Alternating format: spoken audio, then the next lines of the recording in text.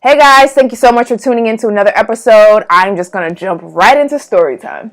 I grew up in the inner city of Boston, in a single parent home. My dad was there, I would see him on the weekends, but for the majority of the time I lived with my mom. And she always made sure to drill into us that we were going to college. So I always knew that I was going to college because my dad didn't graduate from high school, my mom didn't graduate from college at the time. So it was just me. I was the first person really in my family in this generation to go to college. I ended up going to Rochester Institute of Technology, and I enrolled there. I wasn't really concerned about student loans or anything, I'm just like signing paperwork, like, hey, I'll just write it off when I graduate, right? Not even really thinking about it. My mom was like, maybe you should go to a state school. I'm like, no, Mom, I'm getting out of here. Peace out. Freshman year on that RIT, I was a new media IT major. Now, I hated programming. There's only two classes in college that made me cry: programming and drawing. So you just got to focus on your strengths. You got to know your strengths. I can't draw, and I really don't like code. End of my freshman year, and I was really not enjoying these coding classes. I was like, I can't do this for the rest of my life. This code is not clicking. I want to do something else. And I had ended up meeting like a guy who was in the new media design program, but he graduated already. And he was like, oh yeah, the first job that I ever made once I graduated here, I was making $60,000. And I was like, wait a minute, let me switch majors. I already don't like code, but I do like design. Let me switch to new media design and end up making $60,000 a year when I graduated. I could deal with $60,000. I ended up transferring departments at the end of my freshman year. So I was basically a sophomore before I switched over to new media design. And my mom always told me that I only had a 4-year window to graduate. She's like, Candace, get in, get out. You ain't got time to be playing games. She also had took out some loans for me to go to school that she was paying for separately. Mom, she always be holding me down. Anyway, they told me that since I was changing majors, I was going to have to stay an extra year. But I was like, I cannot stay an extra year. I'm just going to have to pile on these classes and make it work in 4, which I ended up making it work in 4. Graduated in 2011. I know I still look like I'm in college. I know I still look young. Thanks. Don't be trying to figure out my age. Anyway, I graduated college. I'm like, word, I'm about to get this job making $60,000 a year. And the first job I made after college, I was making $30,000 a year. $30,000 a year. Like 30. $30,000 a year. That's how much I was making. And it was hard for me to find a job even after I graduated. After 6 months after I graduated, that's when I landed my first job. That's also when my student loans started kicking in, and I was only making $30,000 a year at this job with no benefits, no health, no dental. I didn't even get like a bus pass or anything. No retirement benefits either. No retirement benefits. So just really nothing, really. And I was just like, oh my gosh, how am I going to survive off of $30,000 a year? But again, it was 6 months after I graduated. My loans were about to kick in. $30,000 was better than $0, but it definitely wasn't the $60,000 that I thought I was going to get. Working there for 6 months, I was like a junior designer. It was a small company. There was only maybe 8 people that worked there. I was only a senior designer, and then it was me as a junior designer. 6 months after, I was there at that job for 6 months, and then they laid me off. So I was just like, great. That's a year after I graduated. Loans just kicked in, and now I was only making $30,000 a year, and now I'm back to making $0. And I still had these student loan debt to pay off, and I'm like, what am I gonna do? How is this even happening to me? I went to a good college, I wasn't ready. I didn't feel like school prepared me for the real life that was about to happen. And I did get laid off. I did pause my student loans because I was like, I can't afford to pay off these student loans and not be employed. So I had to defer them loans for a little bit until I got another job where I was able to afford paying for them again.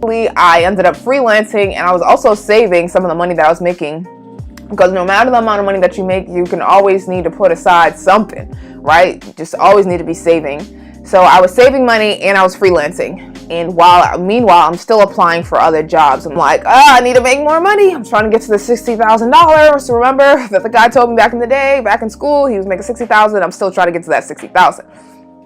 I'm applying, and then I was just like, maybe I should move back to Rochester. I had my bae was there at the time, so I was like, oh, maybe we'll move in and live happily ever after. No, that didn't end up working out. I ended up getting a job interview back in Boston, so I came back to Boston, and offered me the position. I would be making $38,500, and of course, $38,000 looked a lot better than $30,000. So I was just super grateful to have money flowing in again. I'm like, yes, I'll take it. Thank you so much. But I feel like I should have negotiated. If I could go back, I would have told my younger self to negotiate, ask for more money, because the lower amount that you start at, that's how long it's going to take you longer to get to making more money because you started off so low. So there's always more money on the table, always negotiate, always ask for more. But I was just in a space of, oh, I'm just so thankful for this opportunity. Yes, to more money, to money coming in. And I'm just so happy to be here. And I have benefits, and I have a 401k, and I have health insurance and dental. And yes, this is great. When in reality, I should have asked for more. So all you recent grads out there, or anybody who's about to apply for jobs, make sure that you're asking for more money. I was happy about this job because, like I said, I did get benefits, and I was like, oh my gosh, I get to invest my money. I get to enroll in a 401k program, and there was like a company match. I forgot how much the company match was, but like the first week that I got the job, I made sure to sign up for the 401k program. And when I first signed up, I was investing like 12% of my salary into the stocks. And then like 2 weeks later, I got my paycheck. I was like, this ain't gonna work. Let me lower that down. So then I went from 12% to 9%. And I left my money investing for that 9% for maybe like 3 years.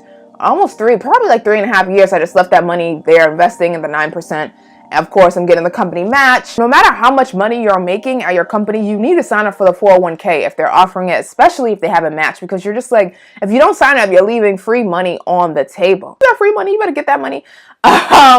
So I was investing that money, my 9% salary, eventually towards like when I got to I was there at the company for 4 years, I was lowering my retirement percentage just because I felt like that job was kind of coming to an end, and I also wanted to put more money into my savings and put more money towards my student loans. So then I went from 9% to lowering it down to maybe even like 3 or 4%, so I could have more money up front.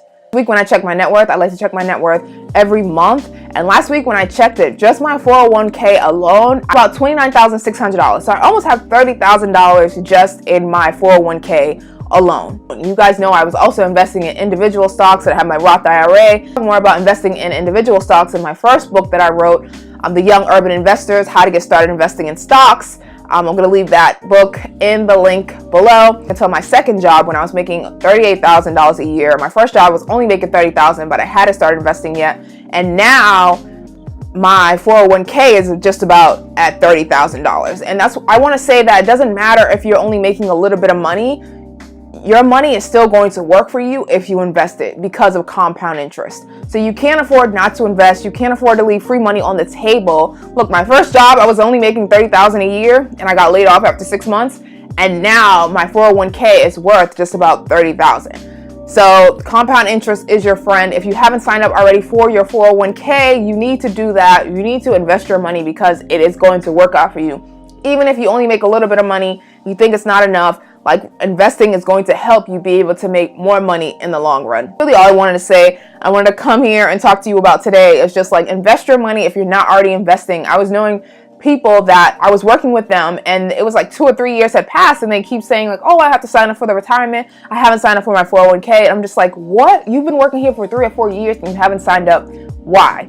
You need to sign up today, because the longer your money is in the market, the better off it's going to be, the faster it's going to grow because of compound interest. Your money's just going to be making money on top of money, racks on racks on racks, and you can't afford to leave racks on the table. So that was just my little story to you, a little bit more about me and the money that I was making and growing up and the first job I ever got, and how I thought I was going to make $60,000, but really my first job I was making $30,000, but now I have $30,000 in my 401k, which is awesome. I'm so happy that I signed up for the 401k. So if anybody ever told you don't sign up for the company's 401k, they are lying to you.